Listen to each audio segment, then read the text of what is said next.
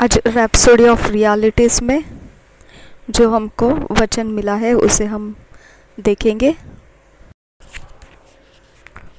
आज फ्राइडे 20 नवंबर 2020 20 नवंबर 2020 आज शुक्रवार के दिन में जो पास्टर क्रिस ओयाखिलोमे के द्वारा हमारे लिए जो सीखने के लिए वचन मिला है वो रोमियो की पत्री 5 अध्याय के 18 वचन में से लिया गया है। रोमन्स 5 चैप्टर 18 वर्स में से लिया गया है। हम उसको सीखते वक्त पूरे मन से और विश्वास करते हुए और हमारे जीवन में करेक्शंस को हम स्वीकारते हुए और उस विश्वास के जीवन में जीते समय जो हमारे अंदर दुरुस्त होने की ज़रूरत है, उन्नति होने की ज़रूरत है, मजबूत होने की ज़रूरत है, वहाँ पर ये वचन को हम इस्तेमाल होने देंगे।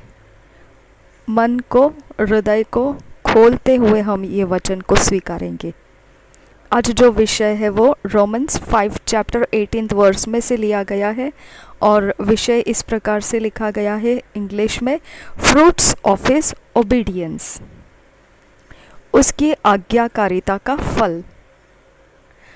फ्रूट्स ऑफ हिज ओबीडियंस, उसकी आज्ञाकारिता का फल। हम रोमन्स 5:18 जो वचन यहाँ पर दिया है उसी में से हम इंग्लिश में पढ़ेंगे। Therefore, as by the offense of one judgment came upon all men to condemnation, even so by the righteousness of one the free gift came upon all men unto justification of life। ये वचन को और एक बार पढ़ेंगे। Therefore, as by the offense of one judgment came upon all men to condemnation, even so by the righteousness of one the free gift came upon all men unto justification of life। इसी को हम English में और हिंदी में दोनों भाषाओं में पूरी तरह से समझने में हम अपने आप की सहायता करेंगे। ठीक है, तो ये हिंदी में पढ़ते हैं इस वचन को। रोमियो की पत्री 5 अध्याय 18 वचन हिंदी में इस प्रकार से है। इसलिए जैसा एक अपराध सब मनुष्यों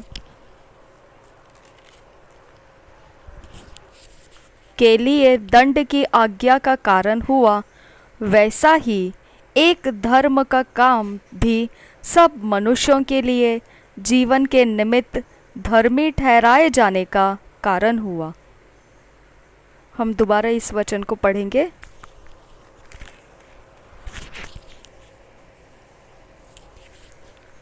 इसलिए जैसा एक अपराध सब मनुष्यों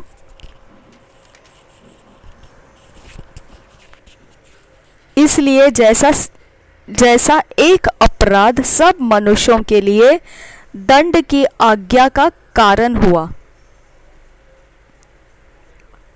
वैसा ही एक धर्म का काम भी सब मनुष्यों के लिए जीवन के निमित्त धर्मी ठहराए जाने का कारण हुआ। Thank you Jesus. हम इस वचन को स्वीकारते हैं परमेश्वर।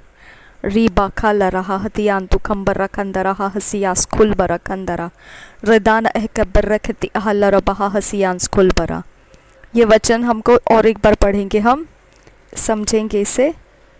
इसलिए जैसा एक अपराध सब मनुष्यों के लिए दंड की आज्ञा का कारण हुआ, वैसा ही एक धर्म का काम भी सब मनुष्यों के लिए जीवन के निमित्त धर्मी ठहराए जाने का कारण हुआ।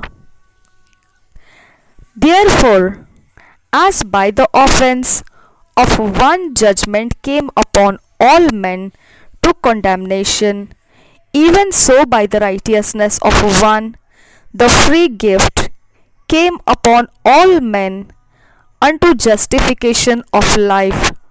Romans 5 18।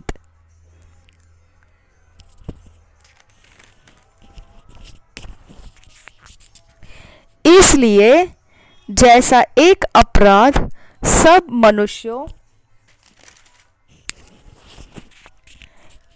मनुष्यों के लिए दंड की आज्ञा का कारण हुआ, वैसा ही एक धर्म का काम भी सब मनुष्यों के लिए जीवन के निमित्त धर्मी ठहराए जाने का कारण हुआ। Under the Old Testament, God's blessings for the children of Israel were preconditioned on their obedience to the law. जो पुराना नियम था उसके अंदर परमेश्वर की आशीषें इज़राइली संतानों के लिए पूर्व नियंत्रित कर दी गई थी और उनको यह बताया गया था कि उनकी आज्ञाकारिता उनके व्यवस्था में होना चाहिए,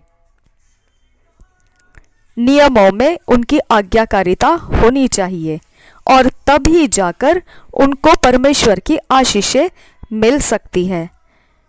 for example, God had desired that they walk as kings and priests before Him, but their obedience was a prerequisite for the blessings to take effect in their lives. उदाहरण के तौर पर अगर परमेश्वर की इच्छा है कि वह बादशाह और याजक के जैसा जीवन में चले उसके सामने, परमेश्वर के सामने, परंतु ये परमेश्वर की इच्छा होने के बावजूद उनकी आज्ञाकारिता ये सबसे पहली ज़रूरत थी, उनके जीवन में होनी चाहिए थी अगर उनको वो आशीषों का अंजाम उनके जीवनों में देखना था तो। इन एक्सोडस 19:5-6 ही सेड, जो निर्गमन की पुस्तक है उसके 19 अध्याय के 5 और 6 वचन में वह बताता है, He said, Now, therefore, if ye will obey my voice indeed and keep my covenant, then ye shall be a peculiar treasure unto me above all people, for all the earth is mine, and ye shall be unto me a kingdom of priests and an holy nation. इसी वचन को हम हिंदी में पढ़ेंगे। निर्गमन की पुस्तक उसका 19 अध्याय 5 से 6 वचन में इस प्रकार से परमेश्वर बताता है। निर्गमन की पुस्तक 19 अध्याय 5 और 6 वचन इस प्रकार से बताता है, इसलिए यदि तुम निश्चय मेरी मानोगे और मेरी वाचा का पालन करोगे तो सब लोगों में से तुम ही मेरा निज धन ठहरोगे। समस्त पृथ्वी तो मेरी है और तुम मेरी दृष्टि में याजकों का राज्य और पवित्र जाति ठहरोगे। जो बातें तुझे इस्राएलियों से कहनी है वे ये ही है। और एक बार पढ़ेंगे हम निर्गमन की पुस्तक में 19 अध्याय 5 और 6 वचन। इसलिए अब यदि तुम निश्चय मेरी मानोगे और मेरी वाचा का पालन करोगे तो सब लोगों में से तुम ही मेरा निज धन ठहरोगे। समस्त पृथ्वी तो मेरी है और तुम मेरी दृष्टि में याजकों का राज्य और पवित्र जाति ठहरोगे। जो बातें तुझे इस्राएलियों से कहनी है वे ये ही है। देखो, ये परमेश्वर खुद अपने मुंह से ये बात वचन दे रहा है मूसा को। हमने इसे विश्वास के साथ ग्रहण करना है कि समस्त पृथ्वी परमेश्वर की है। आमीन। और एक बार हम इसे पढ़ेंगे। इसलिए अब यदि तुम निश्चय मेरी मानोगे और मेरी वाचा का पालन करोगे तो सब लोगों में से तुम ही मेरा निज धन ठहरोगे, मेरी वाचा का पालन करोगे, और यदि निश्चय मेरी मानोगे और मेरी वाचा का पालन करोगे तो सब लोगों में से तुम ही मेरा निज धन ठहरोगे। यानी पूरी पृथ्वी के ऊपर जितने लोग हैं अभी मौजूद हैं, इनको काउंटिंग में लेते हुए परमेश्वर कह रहा है कि जितना पृथ्वी के ऊपर लोग हैं सब लोगों को काउंटिंग में लेके फिर उसके अंदर से वो बोल रहा है।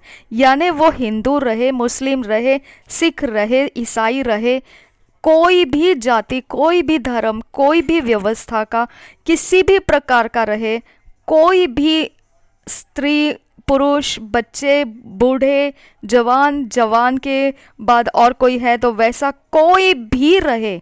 ओके, तो इसके अंदर परमेश्वर ने लोगों के विषय में कहा है। ठीक है, तो पृथ्वी के ऊपर स्त्री जाति के अंदर से ही मनुष्य को जन्म लेने का अधिकार मिलता है। और फिर वहाँ से जब परमेश्वर के लोग, परमेश्वर ने जो आशीष दिया है वो लोग पृथ्वी पर है, वो पृथ्वी को भर रहे हैं, और ये भरे हुए लोगों के बीच में वो कह रहा है तुम कोई भी रहो, दुनिया की कोई भी हस्ती, कोई भी इंसान, दुनिया का कैसा भी, कितना भी, कैसा भी रहे वो इंसान। देखो कभी कभी हम लोग इतने नेगेटिव माइंडेड हो जाते हैं, या फिर इतना हम लोगों को कैरेक्टर के बारे में इतना, या फिर कोई चिंताओं के विषय में, या कोई प्रकार की असफलता के विषय में हम लोग इतना इन्फीरियर फील करते, इतना कमज़ोर फील करते कि हमको ऐसे लगता है बाकी सब आगे है, हम पीछे हैं। नहीं, यहाँ पे परमेश्वर कहता है समस्त पृथ्वी मेरी है। तो यहाँ पे डिक्लेयर कौन करेगा जो सही है जो गलत है? कौन बोलेगा? परमेश्वर बोलेगा कि क्या सही है क्या गलत है। और परमेश्वर ये कह रहा है कि तुम लोगों में से, इस पृथ्वी के ऊपर करोड़ों करोड़ों करोड़ों लोगों के बीच में अगर ऐसा कोई इंसान है, अगर ऐसा कोई इंसान है जो मेरा बोला हुआ बात मान रहा है और मैंने दिया हुआ जो वाचा है उसका पालन कर रहा है, तो वो क्या हो जाएगा? परमेश्वर का पर्सनल ट्रेशर बन जाएगा। ओके, पर्सनल ट्रेशर बन जाएगा। हम लोग परमेश्वर की बात को माने, ओके, मान लिए, और हमने परमेश्वर के वाचा में प्रवेश किया है। जब हमने परमेश्वर के बात को माना और परमेश्वर के वाचा का पालन किया, उसने हमको जो प्रभु यीशु मसीह के द्वारा बोला वैसा हमने पूरा किया, अब हम कौन हो गए? अब परमेश्वर के हम पर्सनल ट्रेशर हो गए।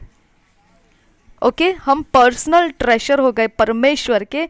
जिस परमेश्वर की ये पृथ्वी है उस परमेश्वर का हम पर्सनल ट्रेशर बन गए हैं। ओके, तो ये जो काम हुआ हमारे से, परमेश्वर का पर्सनल ट्रेशर बनने का क्वालिफिकेशन जो हमारे अंदर पूरा हुआ, ये क्वालिफिकेशन हम अपने मांस और लहू की ताकत से पूरा नहीं कर सकते थे। ये क्वालिफिकेशन हमसे करवाया गया है, लेकिन ये करवाने के लिए परमेश्वर कहता है कि उसने दिया था उसका अनुग्रह का आत्मा, उसने दिया था हमारे लिए कि वो हमको लीड करे, वो हमको गाइड करे और हम उस प्रकार से आगे बढ़े। इसकी वजह से हम लोग अभी मसीह में दिखाई देते हैं और बाकी लोग इस मसीह में दिखाई नहीं देते हैं। तो इसका मतलब क्या हो गया? उनके पास अनुग्रह नहीं गया। आया समझ में? तो अभी हम लोगों के ऊपर अनुग्रह हुआ है तो उसको हमने लाइटली नहीं लेना है, क्योंकि ये ऐसी बात है, परमेश्वर की पर्सनल प्रॉपर्टी हम बनते हैं तो परमेश्वर पूरा पूरा हमारा पूरा एकदम सर के बाल से लेकर पैरों के तलवों तक परमेश्वर का अधिकार हमारे ऊपर है। हम अपने मर्जी के लोग नहीं रहते हैं, हम परमेश्वर के पर्सनल ट्रेशर बन गए हैं, उसके पर्सनल धन बन गए हैं। ओके, तो वो जो कहेगा हम वही होंगे। वो जो कहेगा कि तुमको मैंने मेरा पर्सनल धन बना दिया है, तो हमने भी ये बोलना है कि हम परमेश्वर के पर्सनल धन है। ओके, वो अगर कह रहा है कि परमेश्वर कह रहा है कि समस्त पृथ्वी मेरी है, तो फिर हमने भी बोला है समस्त पृथ्वी तो परमेश्वर की है। ओके, तो हम अपने स्टैंडर्ड्स में नहीं चलना है, अपने लिमिट्स को देख के नहीं बात करना है, हमको वही बोलना है, वही सोचना है जो परमेश्वर कहता है। इसमें हमने गलती नहीं करना है। जो परमेश्वर कह रहा है, देखिए क्या बोला 6 वचन में, और तुम मेरी दृष्टि में याजकों का राज्य और पवित्र जाति ठहरोगे।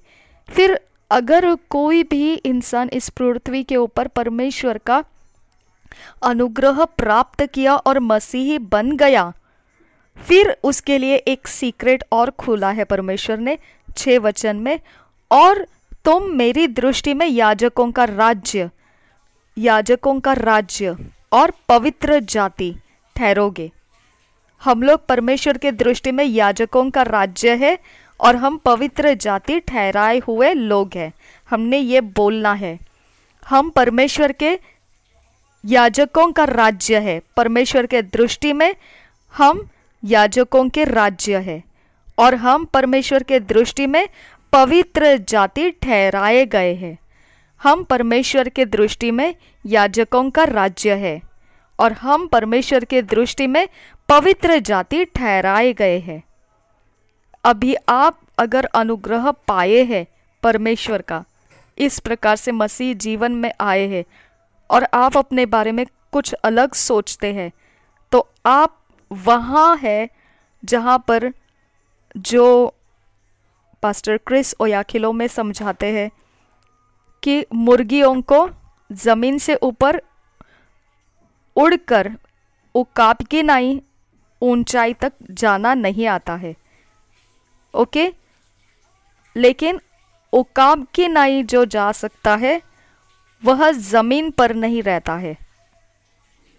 ओके, उसका बसेरा वो ऊंचे पहाड़ों के टीलों पर वो अपना बसेरा करता है। तो हमारा माइंड पृथ्वी के अनुसार, पृथ्वी के लिमिट्स के अनुसार, हमारी खुद की काबिलियत के अनुसार, या पृथ्वी में क्या संभव है क्या संभव नहीं, इन बातों के अनुसार हमने अपनी परख नहीं करनी है। हम कहाँ पर बैठना चाहिए? जहाँ परमेश्वर ने हमको बिठाया है। वो कहता है हम उसकी पर्सनल प्रॉपर्टी है, और दूसरी बात वो कहता है उसकी दृष्टि में हम याजकों का राज्य है। तो मैं कौन से क्वालिफिकेशन में हूँ? याजकों के राज्य, किसके? परमेश्वर के दृष्टि के। और मैं परमेश्वर के दृष्टि में पवित्र जाति हूँ। मुझे ठहराया गया है, यानी मुझे अपॉइंट किया गया है।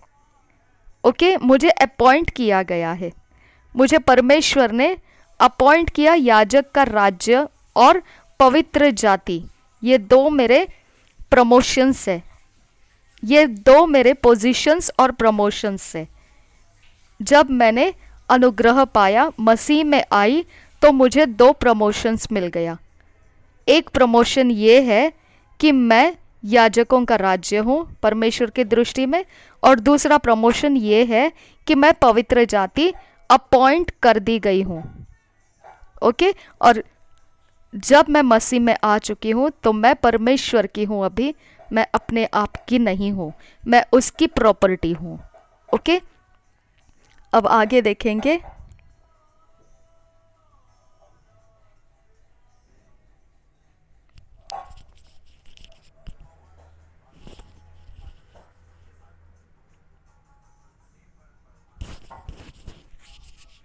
However, they broke his laws and could not enjoy the fullness of his blessings and promises.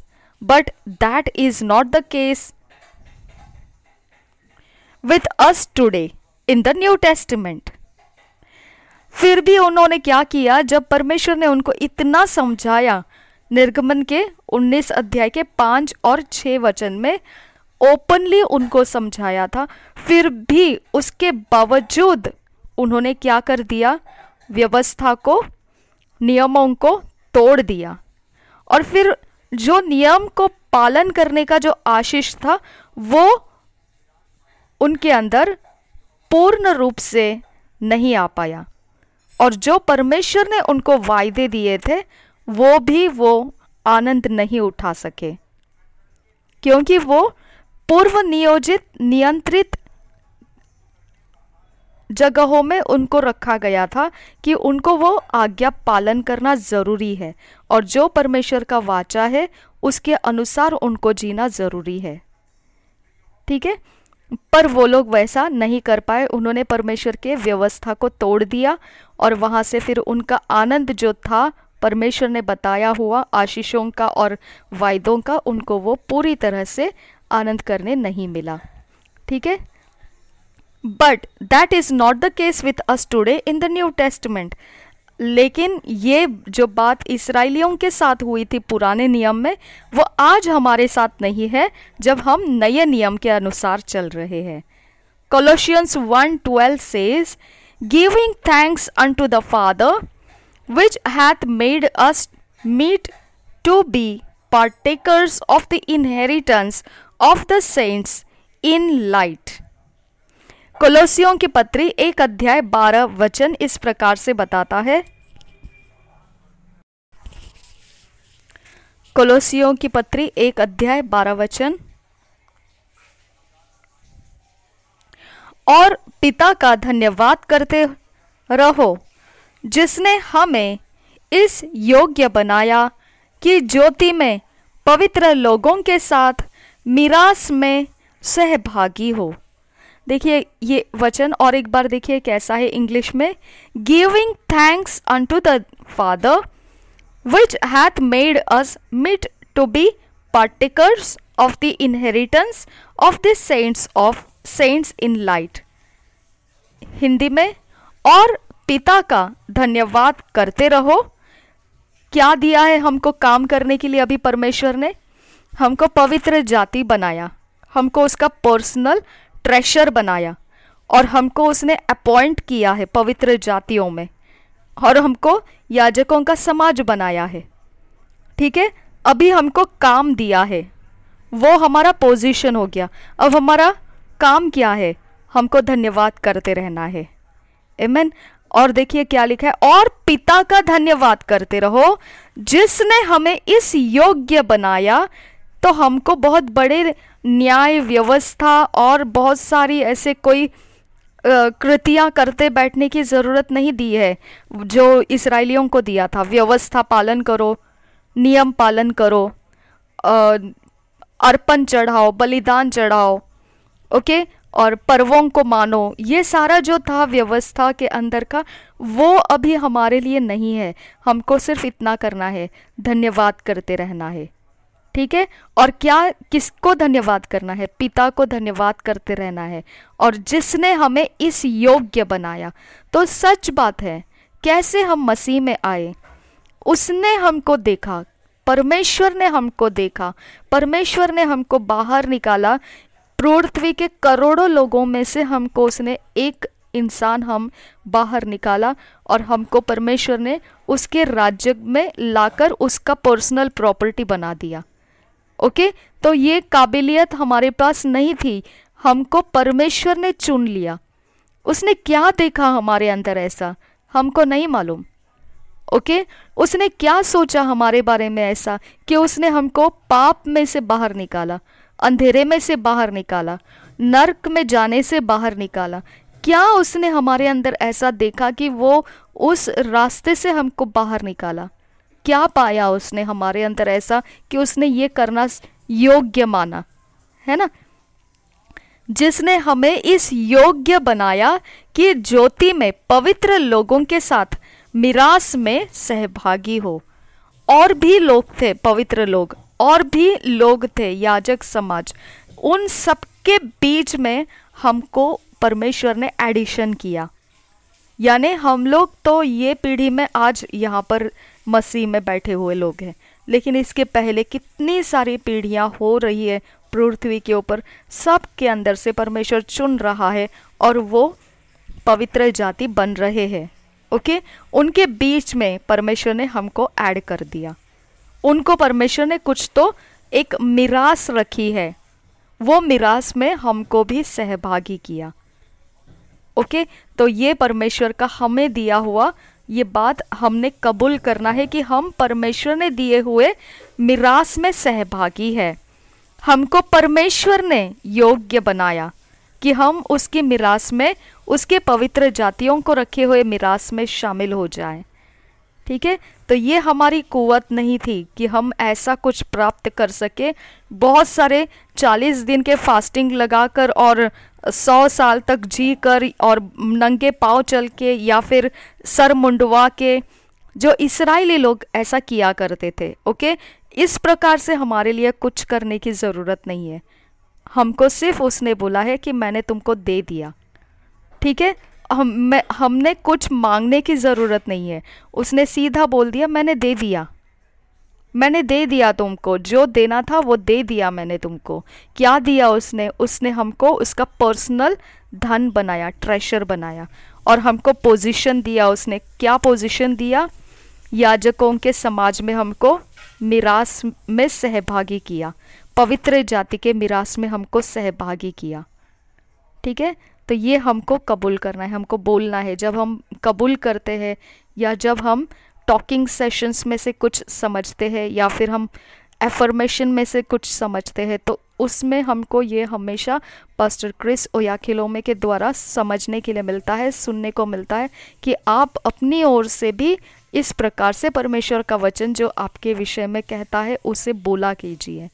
तो ये हमको बोलने के लिए रखा हुआ भाग मैंने आज ज़्यादा विस्तारित होकर उसे अब तक पहुंचाया। ठीक है, और देखिए आगे क्या लिखा है।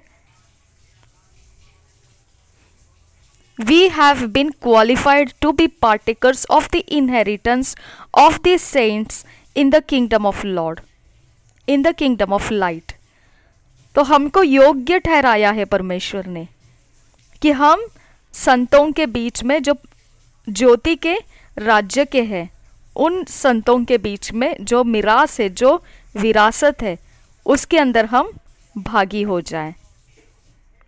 ठीक है, we are sharers and participants in the blessings and benefits of the kingdom life reserved for all of God's saints. हम भागीदार हैं और हम सहभागी भी हैं। उसके अंदर हम अपने भाग भी देते हैं और हम उसके भाग का आनंद भी लेते हैं, क्योंकि उस आशीष में हमको भागी बनाया है, समभागी, सहभागी बनाया है, जो परमेश्वर के राज्य के जीवन के बेनिफिट्स है। बेनिफिट्स का मतलब क्या हो गया? फायदे हैं, जो परमेश्वर के राज्य के फायदे हैं, उसके अंदर हमको पार्टिसिपेट कराया है, उसके अंदर हमको इकट्ठा कर दिया है। परमेश्वर ने उसको रिजर्व किया है। रिजर्व का मतलब क्या हो जाता है? एक प्रकार का विशेष अधिकार दे दिया है, उसको कोई अलग तरीके से, अलग रीति से उसका इस्तेमाल नहीं करेगा, उसको वही मिलेगा जो उसके लिए ठहराया गया है। ठीक है, और वो परमेश्वर के संतों के लिए ठहराया गया वो विशेष राज्य का जीवन परमेश्वर ने उसके लाभ को हमें दिया है। This did not happen by your obedience but by Christ's obedience. अब ये जो है ना, जो बातें हुई है, ये सारी बातें हमारे अपने आज्ञाकारिता से नहीं हुई है, परंतु मसीह के आज्ञाकारिता से हुई है। क्योंकि उसने पहला ही वचन देखो हमको पढ़ने को मिला था रोमन्स के 5:19 में कि एक जन के पाप के कारण सारी मनुष्य जाति पापी ठहराई गई, दोष लगाया उसको, पापी है तुम लोग। ओके, लेकिन फिर एक इंसान मसीह, जो यीशु मसीह है, उसने परमेश्वर की आज्ञा पालन की, और वो एक आज्ञा पालन की वजह से हम दोबारा सारे मनुष्य जाति जो है वो क्या हो गए? परमेश्वर के बच्चे बन गए। तो इस प्रकार से परमेश्वर के एक जन ने आज्ञा पालन किया, आशीष में आ गए हम। एक जन ने आज्ञा तोड़ा था, सारे हम श्राप में चले गए थे। Okay, this didn't happen by our obedience. तो हम उसके कोई भी योग्य नहीं है आज्ञा मानने के। इज़राइल लोगों ने भी वो पूरा नहीं कर पाए। ओके, हम भी वो पूरा नहीं कर पाएंगे। तो हमारी काबिलियत नहीं है कि हमको परमेश्वर से उसके राज्य के कोई फ़ायदे मिले। हमारी काबिलियत नहीं है। ये किसकी काबिलियत है? ये मसीह की आज्ञाकारिता की काबिलियत है, जो हमने रोमियो के 5 अध्याय के 19 वचन में पढ़ा। हम और एक बार पढ़ेंगे उसको। रोमियो के 5 अध्याय उसका 18 वचन, इसलिए जैसा एक अपराध सब मनुष्यों के लिए दंड की आज्ञा का कारण हुआ, वैसा ही एक धर्म का काम भी सब मनुष्यों के लिए जीवन के निमित्त धर्मी ठहराए जाने का कारण हुआ। Thank you Jesus. तो अब हम धर्मी हैं। रोमियो की पत्री 5 अध्याय 19 वचन में से भी देखेंगे हम। ये ऐसा कहता है, क्योंकि जैसा एक मनुष्य के आज्ञा न मानने से बहुत लोग पापी ठहरे, वैसे ही एक मनुष्य के आज्ञा मानने से बहुत लोग धर्मी ठहरेंगे। देखो फिर से और एक बार, क्योंकि जैसा एक मनुष्य के आज्ञा न मानने से बहुत लोग पापी ठहरे। सब लोग नहीं लिखा है ना?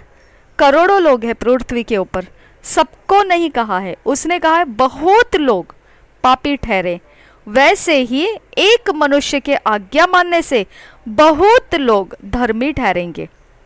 यानी सारे करोड़ों लोग जो है पृथ्वी के ऊपर सब धर्मी होंगे क्या? नहीं। करोड़ों लोग थे पृथ्वी के ऊपर, तो क्या सबके विषय में ऐसा कहा है वो पापी हो गए? नहीं। ओके, बहुत लोग और बहुत लोग ऐसा बोला है। ओके, बहुत लोग पापी ठहरे और फिर बहुत लोग अभी धर्मी ठहरेंगे। ठीक है, इस प्रकार से वो गिनती में भी आपको ध्यान देना है। परमेश्वर बहुत ही चुनिंदा काम करता है, वो चुन चुन के काम करता है। ठीक है, वो ऐसा ऐरा गहरा परमेश्वर नहीं है कि वो कुछ भी बोलेगा कैसा भी करेगा, ऐसा वो परमेश्वर नहीं है। ठीक है, उसने बोला बहुत लोग पापी ठहरे और फिर आगे जाके वो बोलता है बहुत लोग धर्मी ठहरेंगे। Jesus Christ fulfilled the law and then abolished it. प्रभु यीशु मसीह ने क्या किया? व्यवस्था को पूरा किया और फिर बाद में उसको एबॉलिश मतलब ख़त्म कर दिया। ठीक है, अभी उसका कोई हमें ज़रूरत नहीं है, उसकी ज़रूरत नहीं है अभी हमको, उसने ख़त्म कर दिया उसको। ठीक है, you are the fruit of his obedience, by his obedience God's gift, his blessing of righteousness was bequeathed to you. हम जो है अभी मसीह के ऊपर अगर विश्वास करने लगे कि यीशु मसीह ने पूरी आज्ञा पालन की है परमेश्वर की, इसकी वजह से हमारे ऊपर से परमेश्वर का दंड हट गया, पनिशमेंट हट गया, और हम जिसके ऊपर पनिशमेंट नहीं है उसको धर्मी कहा जाता है, जिसके ऊपर पनिशमेंट है परमेश्वर का उसको अधर्मी कहा जाता है। तो अभी हमको परमेश्वर ने धर्मी ठहराया क्योंकि प्रभु यीशु मसीह ने वो व्यवस्था को पूरा किया और फिर ख़त्म कर दिया। तो अब क्या है? हम उसकी आज्ञाकारिता का फल है हम। ठीक है, उसकी आज्ञाकारिता के कारण हमको परमेश्वर ने धर्मी बनाया, तो हम बन गए अभी धर्मी, तो हम बने हुए हैं धर्मी। अब क्या हो गया? ये हम क्या है? उसकी आज्ञाकारिता का फल है। By his obedience God's gift, his blessing of righteousness was bequeathed in us, bequeathed to you। उसकी आज्ञाकारिता से परमेश्वर का जो उपहार था, उसकी आशीष, धार्मिकता की आशीष, अभी समझ में आएगा आपको आशीष किसे कहते हैं। ओके, धार्मिकता की। अधर्म रहकर आप आशीषित कभी नहीं रहते हैं, समझा? अगर आपने मसीह के ऊपर विश्वास नहीं किया तो आपके ऊपर क्या रहेगा? सारे मनुष्यों के ऊपर क्या था? पाप का दंड था। अपराध किया, ये दंड था, पनिशमेंट था। और वो पनिशमेंट किसने दिया था? परमेश्वर ने दिया था सारे मनुष्यों को। अब ये पनिशमेंट के नीचे रहे लोगों का नाम क्या था? अधर्मी लोग थे, वो अधर्मी हैं। अब ये लोगों के पास क्या पैसा नहीं रहेगा? है। क्या इनके पास बहुत कुछ चकाचौंध वाली चीज़ें नहीं रहेगी? है। ओके। क्या इनके पास सब कुछ एकदम बहुत ही समृद्धि ऐसा दिख नहीं रहा होगा? बहुत कुछ है इनके पास, ऐसा दिख नहीं रहा होगा? है। लेकिन वो कौन है? अधर्मी है। ओके। फिर ये इतना सब कुछ कैसा है उनके पास? क्या उसको आशीषित बोलते हैं? नहीं, अधर्मी आशीषित नहीं है। अधर्मी के पास केवल शरीर का जो लाभ है और शरीर का जो वासनाएं है, उसको अगर पूरा किया तो वो इंसान बहुत अपने आप को ऐसा मानेगा कि बस रे बस। समझा? ये कारण से आपको ध्यान देना है कि आशीष किसको कहते हैं? अधर्म में रहने वालों को आशीष नहीं कहते हैं। अधर्म के अंदर रहकर अगर किसी के पास बहुत कुछ है तो वो क्या बोलेगा पता है? रहने दो परमेश्वर का आशीष परमेश्वर के पास, हमको नहीं चाहिए। क्यों ऐसा बोलेगा? उसको जो चाहिए था वो उसको मिल गया, उसके शरीर को जो चाहिए था वो उसको मिल गया, उसकी आंखों को जो चाहिए था उसको मिल गया, उसके घमंड करने के लिए जो चाहिए था उसके ज़िंदगी के अंदर वो मिल गया। लेकिन वही अगर कोई इंसान है जो बिल्कुल कुचला गया है, अपने लाइफ में गिरा पड़ा है, ऐसा कोई उसके पास कुछ बाकी नहीं है ऐसा सोचने के लिए कि ज़िंदगी जिए या नहीं जिए, अगर उसको पूछेंगे ये बात, यही बात को, तो वो बोलेगा मुझे आशीष चाहिए। क्यों? क्योंकि उसको नहीं है जो उसके शरीर को चाहिए, वो कुछ भी उसके पास नहीं है। वो बोलेगा मुझे वही, उसी को लगता है, वही मेरे लिए लगता है कि वही आशीष कहा जाता है। ओके। लेकिन फिर भी वो आशीष नहीं है। समझा? यानी शरीर के लिए जो कुछ भी हमको हमारे पास रहता है उसको आशीष नहीं कहा जाता है। वो शरीर का घमंड के लिए रहता है, शरीर के वासनाओं के लिए रहता है, देखी बातों की वासनाएं रहती है उसमें। ओके। और वो अगर मिला तो उसको आशीष नहीं कहते हैं। हम अपने शरीर के काम जो है उसके आनंद उठा रहे। आया समझ में? आशीष किसको कहते हैं? जब परमेश्वर की ओर से आता है, जब परमेश्वर हमको देता है, जब परमेश्वर की ओर से हमको कुछ मिलता है, जब परमेश्वर खुद जिम्मेदार रहता है हमको बोलने के लिए, मैं तुमको ब्लेस कर रहा हूँ, मैं तुमको आशीष कर रहा हूँ, तुमने आज्ञा माना है, अभी मैं तुमको आशीष कर रहा हूँ। खत्म। वही है आशीष। ओके। चीज़ों से आशीष नहीं देखा जाता है, चीज़ों से आशीष नहीं है। जब परमेश्वर खुद अपने मुंह से बोलता है मैं तुमको आशीष कर रहा हूँ, तुमने आज्ञा माना है, मैं तुमको आशीष कर रहा हूँ, तो वो हो गया आशीष। ओके। वो हो गया आपके लिए प्रभु यीशु मसीह के कारण आप उन परमेश्वर के उपहार को प्राप्त किए जिसमें धार्मिकता का आशीष है। ओके। वह धर्मी होने का आशीष है।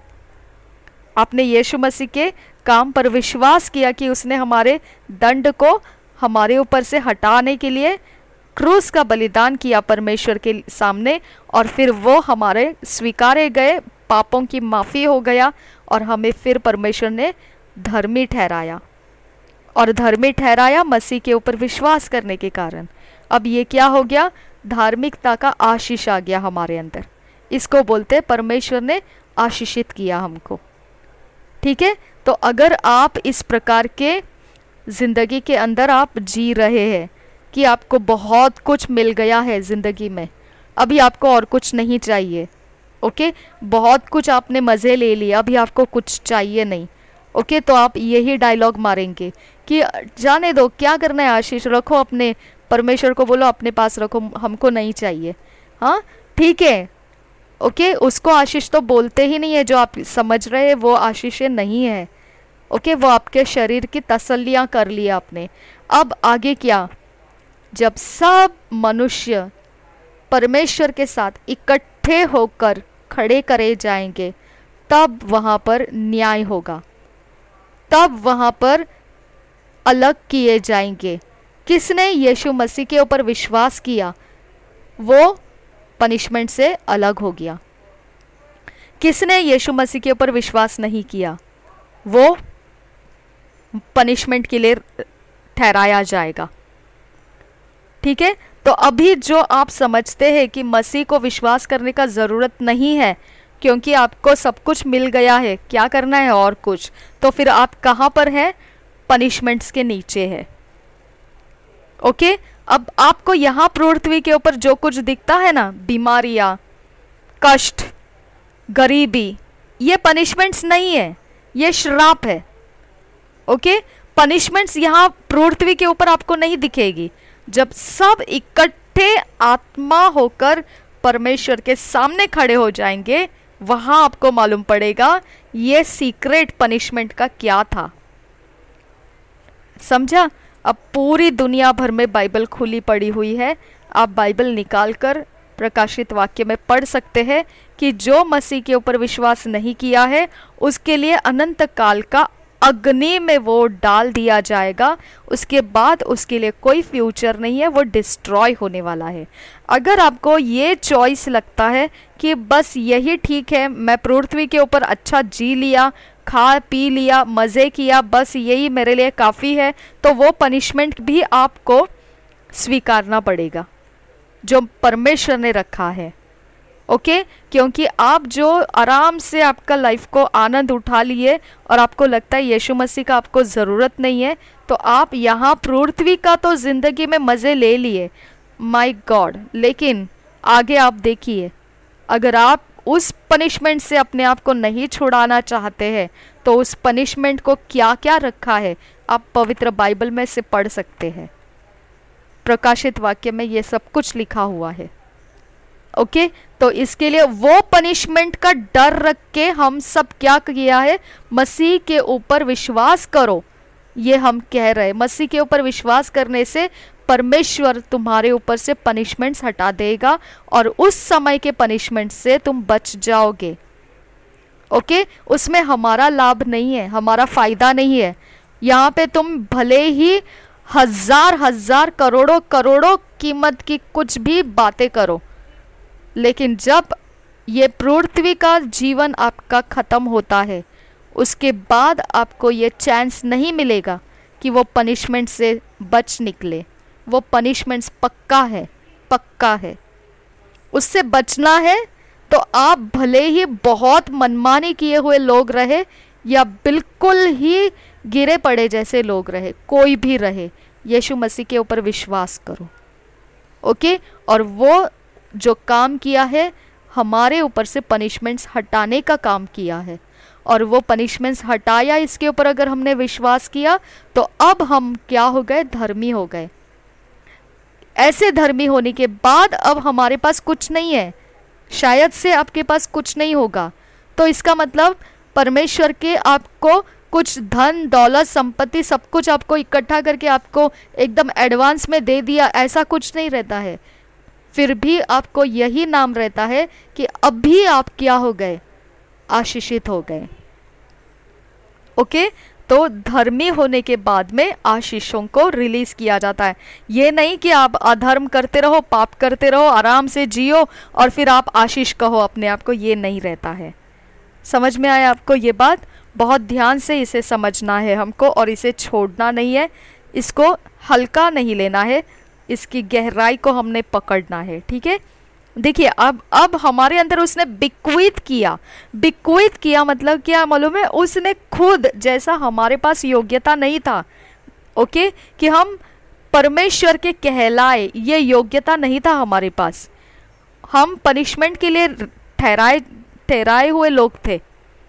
ओके, फिर भी परमेश्वर कहता है मैंने तुमको योग्य बनाया, मैंने तुमको सिलेक्ट किया, मैंने तुमको देखा, मैंने तुमको सिलेक्ट किया कि तुम मेरे राज्य में आना है और तुम मेरे लिए मेरा धर्मी और मेरा पर्सनल प्रॉपर्टी बनना है।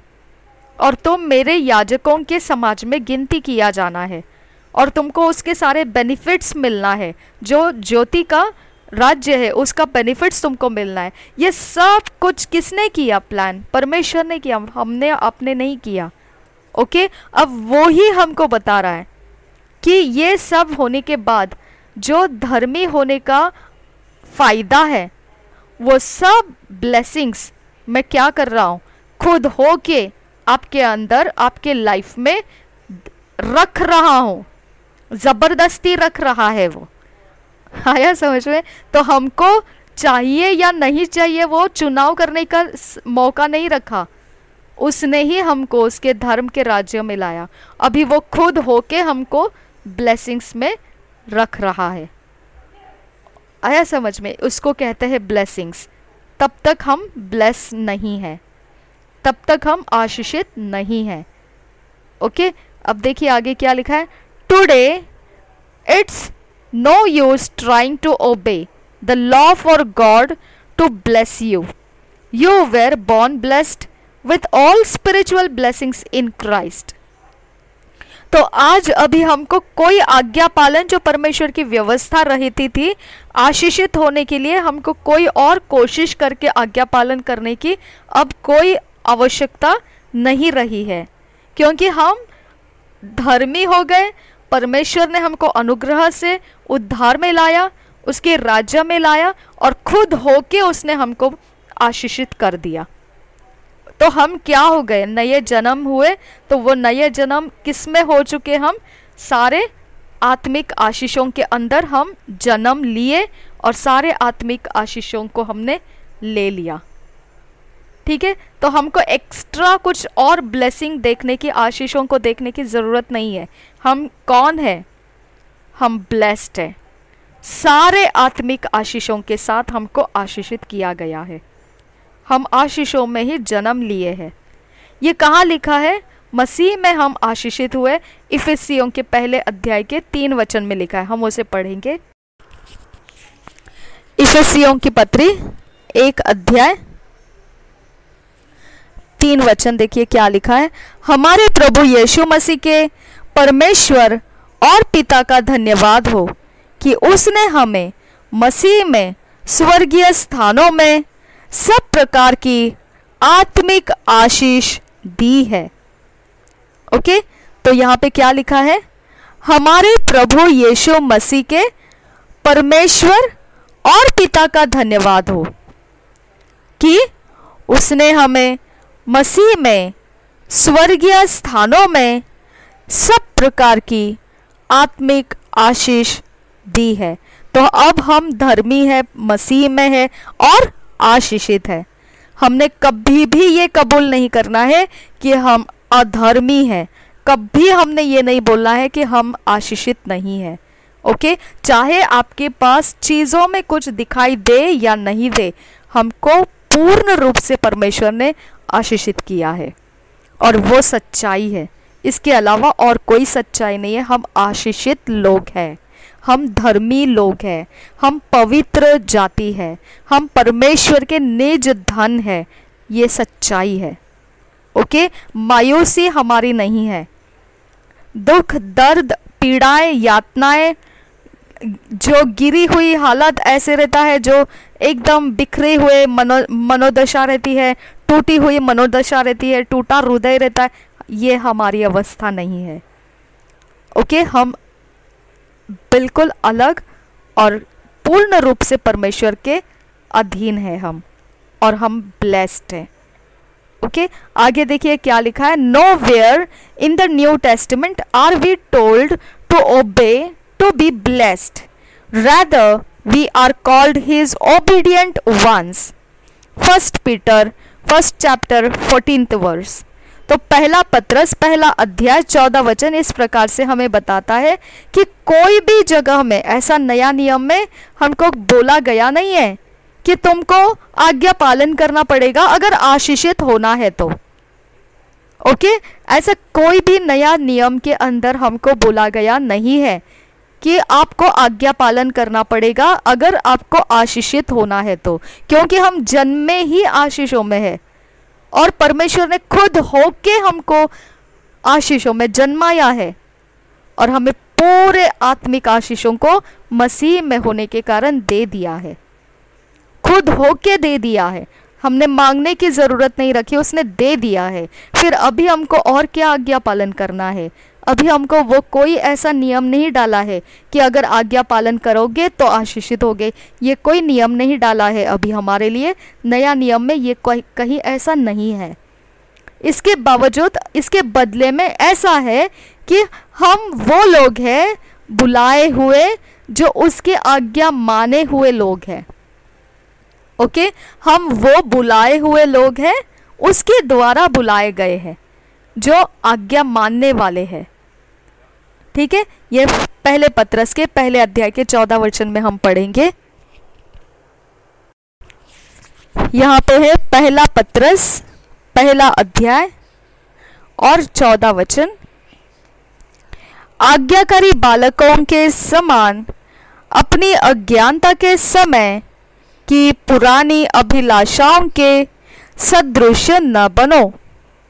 देखिए क्या है, आज्ञाकारी बालकों के समान अपनी अज्ञानता के समय की पुरानी अभिलाषाओं के सदृश न बनो। अभी हम कौन है? आज्ञाकारी बालकों के समान है।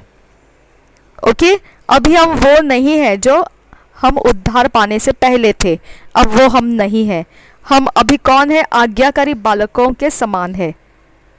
ओके, तो हमारी गिनती अब अनाज्ञाकारिताओं के बीच में नहीं है, हमारी गिनती अब अधर्म के बीच में नहीं है, हमारी गिनती अब आज्ञा मानेंगे तो वैसी वाली स्थिति नहीं है। हम आज्ञा मान चुके हुए लोगों में गिनती कर दिए गए हैं, आज्ञाकारी बालकों समय, आज्ञाकारी बालकों के समान। ठीक है, तो अब हम आज्ञाकारी बालकों के समान में गिनती किए जाते हैं। ठीक है, यहाँ पे और आगे ऐसा है, we are described as having obeyed God's word of truth from the heart. और हमको इस प्रकार से खुलकर इसे और ज्यादा समझाया जाता है कि हम परमेश्वर के वचन की जो सच्चाई है उसको हृदय में से हम आज्ञा पालन कर दिए हैं। ओके, हमने हृदय में से उसकी आज्ञा पालन कर दिए हैं। ये हम देखेंगे रोमियो के 6 अध्याय के 17 वचन में। रोमियो की पत्री 6 अध्याय 17 वचन। परंतु परमेश्वर का धन्यवाद हो कि तुम जो पाप के दास थे अब मन से उस उपदेश के मानने वाले हो गए जिसके सांचे में ढाले गए थे। देखो और एक बार देखो, परंतु परमेश्वर का धन्यवाद हो कि तुम जो पाप के दास थे अब मन से उस उपदेश के मानने वाले हो गए जिसके सांचे में ढाले गए थे। और एक बार देखो, परंतु परमेश्वर का धन्यवाद हो कि तुम जो पाप के दास थे अब मन से उस उपदेश के मानने वाले हो गए, मन से उस उपदेश के मानने वाले हो गए, मन से उस उपदेश के मानने वाले हो गए। तो अब ये हमारी कबूली रहनी चाहिए कि हम मन से परमेश्वर के वचन की सच्चाई के उपदेशों को मानने वाले हो गए हैं। ओके, हम मन से परमेश्वर के सच्चाई के वचन के उपदेशों को मानने वाले हो गए हैं। ये हमारी कबूली रहनी चाहिए हमेशा, जिसके सांचे में ढाले गए थे। अब इसके बाद आगे बढ़ेंगे। So your blessings, your inheritance in Christ are the results of Christ's redemptive work in your behalf। तो अभी आपकी आशीषें जो है वो मसीह के विरासत में जो आपको मिला है वो आपकी आशीषें हैं। समझ में आया?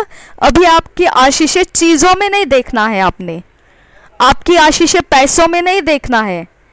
ओके, आपकी आशीषें प्रॉपर्टीज में नहीं देखते हैं, हाँ, आपकी आशीषें शरीर को तसल्ली आएगा और लोगों के सामने कुछ कड़ी ऊंची गर्दन हो जाएगी, उसके लिए इंतजार नहीं रखना है। ओके, आपके लिए जो आशीषें है वो मसीह में जो आपको विरासत मिली है वो आपकी आशीषें है। Are the results of Christ redemptive work in your behalf. और वो कैसे मिला?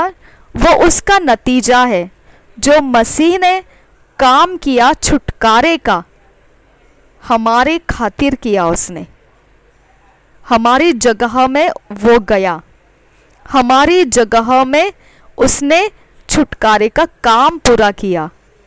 ओके, वो हमारी खातिर उसने सब कुछ पालन किया। जो जो परमेश्वर ने उसको बोला छुटकारे के काम को पूरा करने के लिए, वो सब कुछ उसने पालन किया। और फिर उसके पालन करने के कारण अभी हमको क्या हो गया? उसकी विरासत में समभागी बना दिया। और तभी हम क्या बोलते हैं? मसीह में उसके विरासत में हम आशीषित हुए हैं। उसके नतीजे है ये। उसने जो काम किया छुटकारे का हमारी खातिर, वो नतीजा अब हमको ये टाइटल दे देता है कि हम मसीह की विरासत में आशीषित है। कितना प्यारा है परमेश्वर हमारा। क्या है सैतान के पास? क्या दे सकता है वो किसी को? केवल ये दे सकता है कि वो आपके शरीर को, शरीर की खुजलियाँ जो होती है, ओके, पैसा शरीर की खुजलियाँ हैं, ओके, धन दौलत ऐश्वर्य शरीर को खटखटाते रहते हैं। ओके, नींद में भी पैसे दिखाई देंगे। ओके, नींद में भी बंगले दिखाई देंगे, नींद में भी बहुत बड़ी बड़ी चीज़ें जो पृथ्वी के ऊपर है वो सब दिखाई देंगे। नींद में भी सब कुछ दिखता रहेगा। इतने पगलाए जाते हैं लोग। ओके, और यही चीज़ें सैतान आपको, मनुष्य को देने की लालसा देता है। वो ओके, वो झूठी आशाएं देता है। सच में उसके पास ये कुछ नहीं है, लेकिन वो झूठी झूठी बातें बताता है लोगों को कि तुमको बंगला चाहिए तो तुम ये करो, तुमको पैसा चाहिए तो तुम वो करो, तुम ये करो, तुम वो करो, तुमको ये मिलेगा, तुमको वो मिलेगा। सब झूठी बातें हैं।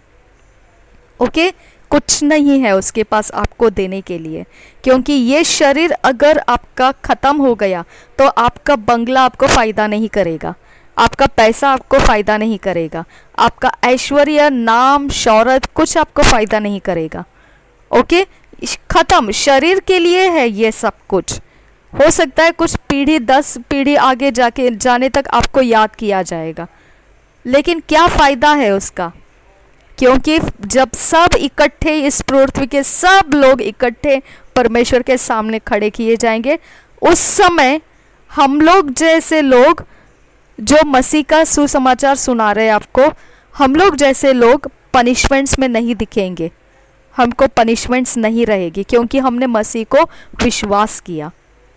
और आपने विश्वास नहीं किया तो आप कहाँ दिखाई देंगे? मसीह में नहीं है। आपने मसीह को तुच्छ जाना, मसीह आपको नहीं चाहिए, ऐसा आपने अपने आप में फैसला ले लिया। अब कहाँ दिखाई देंगे आप? पनिशमेंट्स में दिखाई देंगे। वहाँ पे कितना भी पृथ्वी के ऊपर नामचीन इंसान रहे, वहाँ पनिशमेंट्स के लिए अगर उसने मसीह को नहीं लिया है अपने अंदर विश्वास में कि मसीह यीशु ने हमारे ऊपर के दंड को हटाया और हमें पनिशमेंट्स में से छुड़ाया, ये अगर विश्वास में नहीं लिया उसने, तो वो उस जगह पर पनिशमेंट्स के लाइन में खड़ा कर दिया जाएगा। क्या इज्जत रहेगी आपकी? यहाँ पर बड़े बड़े डींगे मारोगे, बड़ी बड़ी बातें हो जाएगी यहाँ पर पृथ्वी के ऊपर, बहुत बड़े बड़े एकदम ज़बरदस्त। ओके, लेकिन जब सब इकट्ठे वहाँ परमेश्वर के सामने खड़े हो जाएंगे, तब क्या हैसियत रहेगी, उसके बारे में सोचना है। ये पृथ्वी के बारे में मत सोचो। आपके पास बहुत कुछ है, अच्छी बात है, लेकिन सैतान का सुन सुन के वही बातें आप पकड़ के रखना चाहते हैं और आप यीशु मसीह को स्वीकारना नहीं चाहते हैं, तो फिर कोई बात नहीं है, उस पनिशमेंट के लिए भी तैयार रहो, क्योंकि वो टलेगा नहीं, वो निश्चित किया गया पनिशमेंट है। जो मसीह को नहीं स्वीकारेगा वो पनिश किया जाएगा। ओके, तो आपको ये बात अब बहुत ओपनली गहराई से समझ में आना चाहिए, क्योंकि मरने के बाद आपको ये चांस नहीं दिया जाएगा।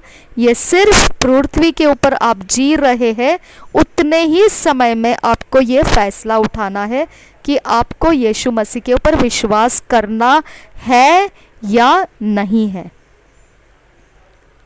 ठीक है, हम प्रार्थना करेंगे, और प्रार्थना जब हम कर रहे हैं तो अगर आप इंग्लिश में इस बात को दोहराना चाहते हैं, प्रार्थना के शब्दों को, तो आप इंग्लिश में मेरे पीछे दोहरा सकते हैं, और अगर आप हिंदी में इसे दोहराना चाहेंगे तो फिर आप हिंदी में इसे दोहरा सकते हैं।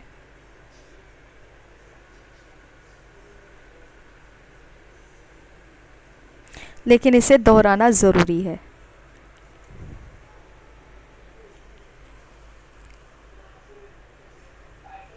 ऊंची आवाज में और दृढ़ता के साथ, विश्वास के साथ इसे दोहराना है। Dear father,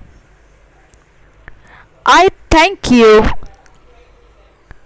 for the realization that my blessings are the results of Christ's redemptive work, and on who I am in Him. I am an heir of God and a joint heir with Christ. In Christ, all your promises are fulfilled in my life, and I live in total satisfaction and fulfillment in Jesus' name. Amen. अब हम हिंदी में इस प्रार्थना को करेंगे, आपने इसे दोहराना है। प्यारे पिता, मैं धन्यवाद करता हूँ कि तूने मुझे आशीषित किया। ये बात मेरी समझ में मैंने समझा।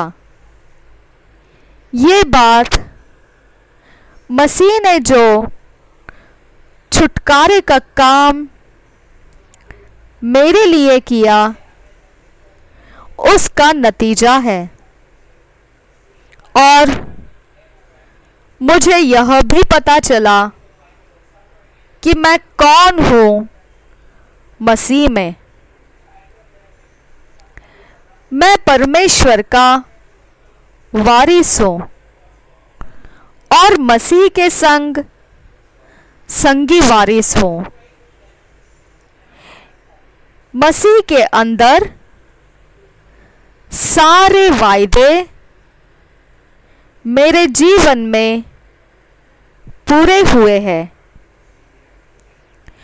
और मैं संपूर्ण संतुष्टता में और परिपूर्णता में जीता हूँ। यीशु के नाम में, आमीन।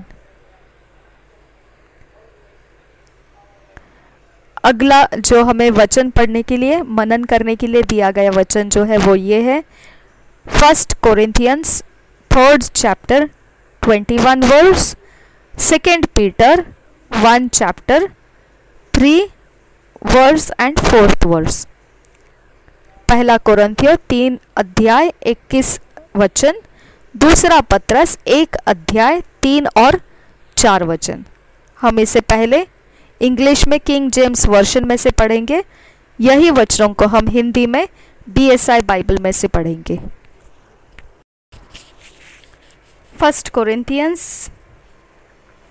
2nd chapter, 1 Corinthians 3rd chapter 21th verse, 1 Corinthians 3rd chapter 21th verse. Therefore let no man glory in men, for all things are yours. Therefore let no man glory in men, for all things are yours. हम इसे हिंदी में पढ़ेंगे। पहला कोरिन्थियों 3 अध्याय 21 वचन, इसलिए मनुष्यों पर कोई घमंड ना करे, क्योंकि सब कुछ तुम्हारा है। और एक बार पढ़ेंगे, इसलिए मनुष्यों पर कोई घमंड ना करे, क्योंकि सब कुछ तुम्हारा है। 2 Peter 1st chapter 3 and 4 verse. 2 Peter 1st chapter 3 and 4 verse. According as his divine power hath given unto us all things that pertain unto life and godliness, through the knowledge of him that hath called us to glory and virtue, whereby are given unto us exceeding great and precious promises, that by this ye might be partakers of the divine nature, having escaped the corruption that is in the world through lust. और एक बार पढ़ेंगे, according as his divine power hath given unto us all things that pertain unto life and godliness, through the knowledge of him that hath called us to glory and virtue, whereby are given unto us exceeding great and precious promises, that by this ye might be partakers of the divine nature, having escaped the corruption that is in the world through lust. दूसरा पत्रस पहला अध्याय 3 और 4 वचन, क्योंकि उसकी ईश्वरीय सामर्थ्य ने सब कुछ जो जीवन और भक्ति से संबंध रखता है हमें उसी की पहचान के द्वारा दिया है, जिसने हमें अपनी ही महिमा और सद्गुण के अनुसार बुलाया है, जिनके द्वारा उसने हमें बहुमूल्य और बहुत ही बड़ी प्रतिज्ञाएं दी है, ताकि उनके द्वारा तुम उस सड़ाहट से छुटकर जो संसार में बुरी अभिलाषाओं से होती है, ईश्वरीय स्वभाव के समभागी हो जाओ।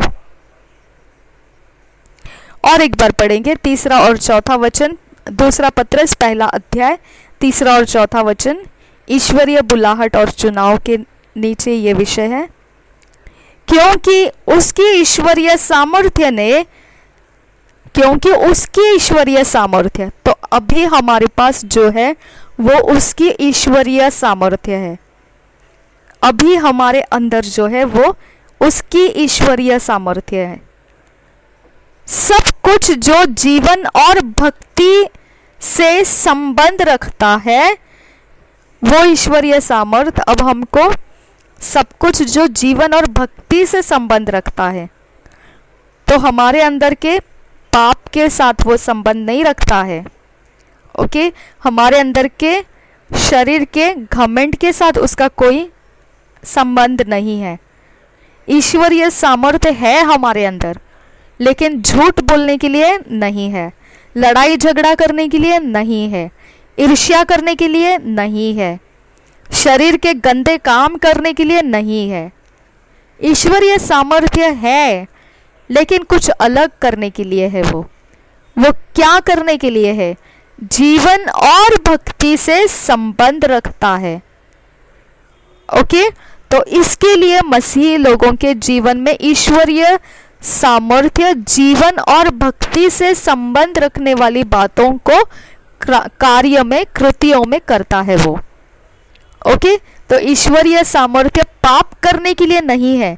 अगर हम मसीह में आए हैं और हम पाप करने में अपने आप को देते हैं, मतलब हम पाप के काम करने का मौका उठाते हैं।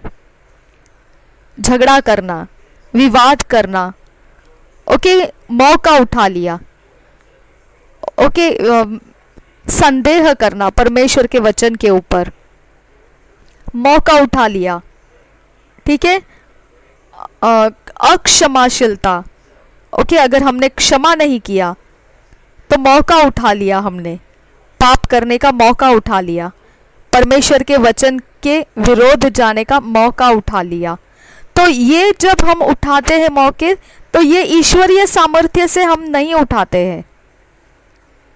ओके, गलती मत करो। जब हम ईश्वरीय सामर्थ्य है हमारे अंदर, जब हम ऐसा बोलते हैं, तो इसका मतलब क्या बनता है कि वो जीवन और भक्ति से संबंध रखता है। बहुत मसीही ऐसे बोलते हैं कि हम मसीह है, हम मसीह है। ओके, और जब समय आ जाता है, थोड़ा सा उनको कुछ तो हर्ट हो गया, तो देख लेना फिर वो किस प्रकार से उनके अंदर का गुस्सा, उनके अंदर का बदला, उनके अंदर का भड़का हुआ क्रोध, भड़का हुआ सब कुछ किस प्रकार से गालियां देगा। ओके, किस प्रकार से वो जलन करेगा, किस प्रकार से वो टेढ़े मेढ़े रास्ते चलता जाएगा। ओके, मसीह को छोड़ देता है और फिर जो मन में आएगा वो कर लेता है। और फिर जब बहुत ज़्यादा उसका सब कुछ, शरीर का सब जो भनक थी उसके अंदर, जो भड़क थी उसके अंदर, वो सब कुछ पूरा हो गया। अब क्या बाकी है? अब कुछ नहीं बाकी। और फिर वो क्या करता है? आराम से फिर ईश्वरीय सामर्थ्य के, जीवन और भक्ति के संबंध रखने वाली बातों में दे देता है अपने आप को।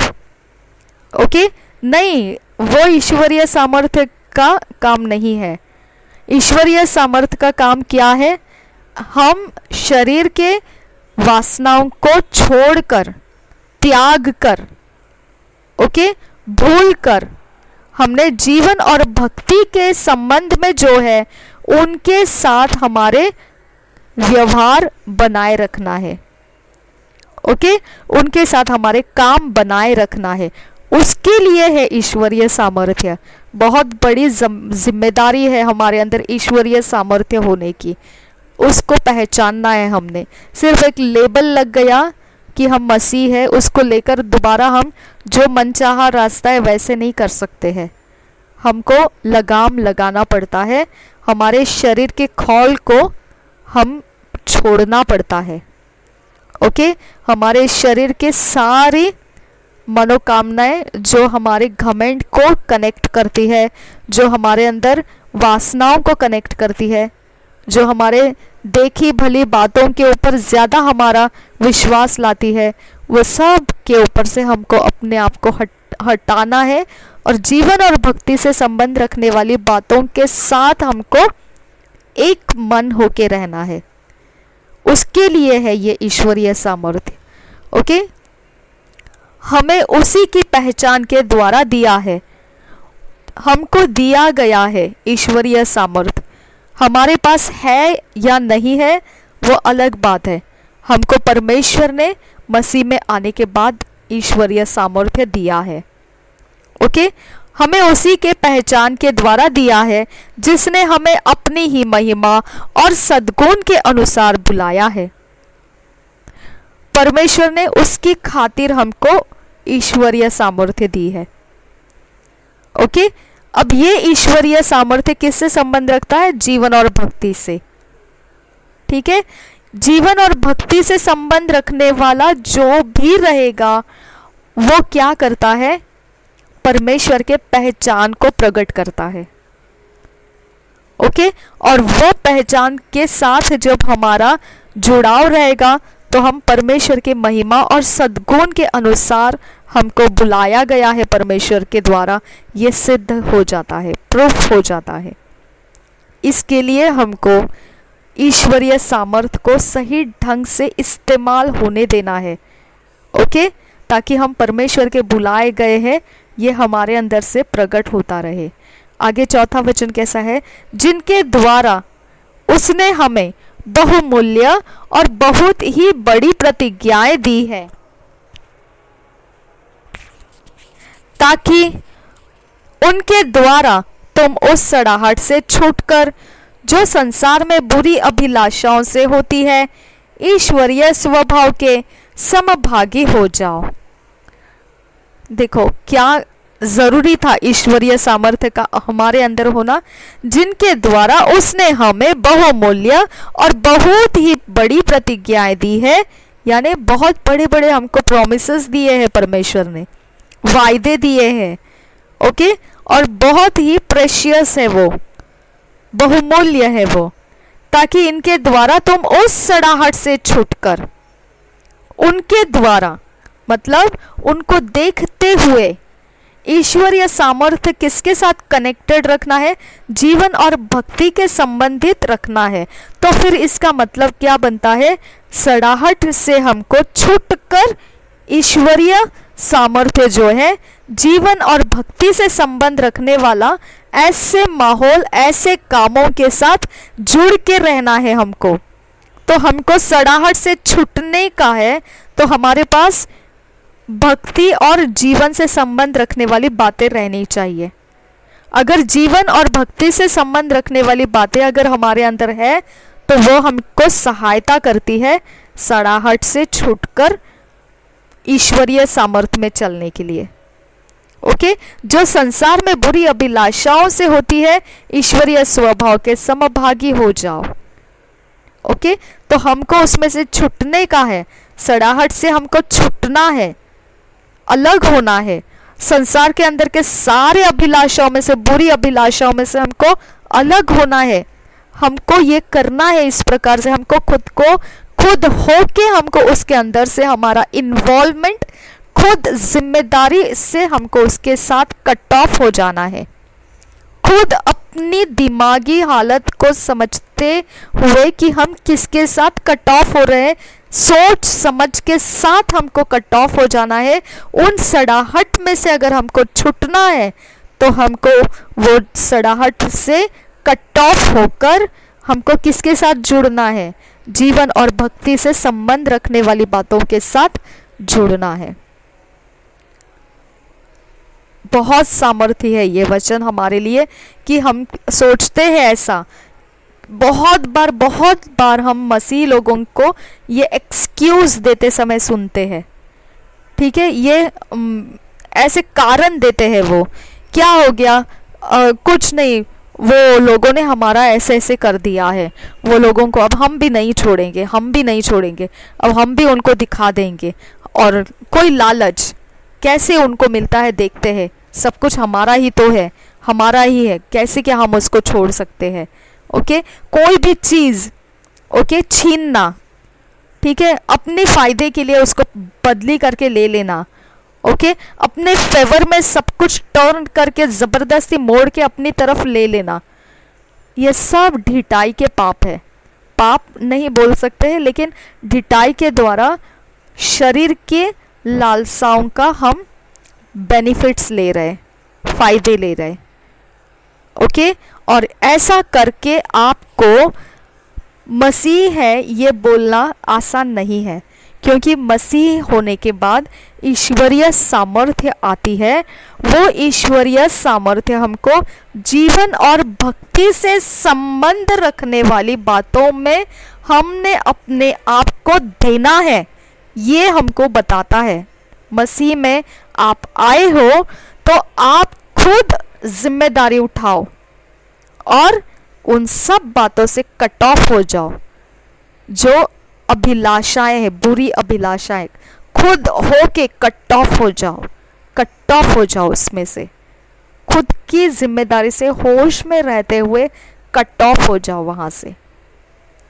ये एक्सक्यूज मत दो कि वो तो मेरा दोस्त है ना, वो तो मेरी सहेली है ना, वो तो हम तो ऐसे ही रह सकते हैं ना, और क्या कर सकते हैं, हम तो जॉब में इकट्ठे हैं ना, हम तो घर के अंदर के फैमिली मेंबर्स हैं ना, तो ये तो चलता ही रहेगा। नहीं, आप चलता ही रहने के लिए आपके अंदर ईश्वरीय सामर्थ्य जो दी है उसको आप काम में नहीं लगा रहे हैं, आपको उसको काम में लगाना है।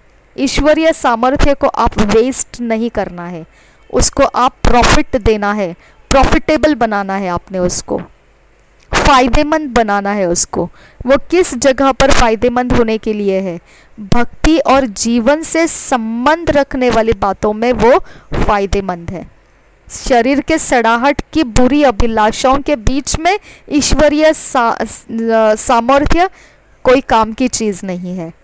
ओके, कोई काम की चीज़ नहीं है, यानी आप मसीह में आने का समय वेस्ट कर रहे हैं। ओके, आप परमेश्वर के महिमा को वेस्ट कर रहे हैं, ये हो जाता है। ठीक है, तो हमने जिम्मेदारी उठाना है। मौका मिलने पर भी हमने उन बातों को जो शरीर बोलेगा उस बात को पूरा नहीं करना है। मौका मिलेगा तो भी नहीं करना है। ओके, अगर हमको मौका है कि अब कुछ तो छीन ले तो भी नहीं करना है। ओके, अगर मौका है कुछ तो हम अपने मर्जी का कुछ गंदा काम करें, मौका है, मौका मिल गया है, ओके, तो भी हमने उसको उठाना नहीं है। मौके का फ़ायदा नहीं लेना है, हमको उसे वेस्ट कर देना है। और हमें किसका फ़ायदा उठाना है? ईश्वरीय सामर्थ्य का, जो भक्ति और जीवन के साथ संबंध रखता है। उन बातों का मौका उठाना है। क्या मैं यहाँ पर किसी को आशीषित कर सकता हूँ? क्या यहाँ पर मैं किसी की भलाई कर सकता हूँ? क्या वो जगह में जाकर मैं प्रभु यीशु मसीह का नाम ऊंचा कर सकता हूँ? क्या उसके यहाँ पर जाकर मैं वचन को बोल सकता हूँ? क्या मैं यहाँ पर परमेश्वर का नाम ऊंचा कर सकता हूँ? क्या मेरे द्वारा परमेश्वर मेरे अंदर है, इसकी वजह से उनको मेरा लाभ दे सकता हूँ? ओके, इस प्रकार से आपने अपने अंदर के ईश्वरीय सामर्थ्य को काम में लगाना है। कृतियों में आप उसके कामों को अपने अंदर से होने देना है, तो फिर आप मसीह जीवन में जी रहे हैं। नहीं तो आप वो मसीह जीवन फलों से पहचाना जाता है, और वो फल अगर आप नहीं दे रहे तो परमेश्वर को आपसे महिमा नहीं दी जा रही है। इस प्रकार से हो जाता है वो।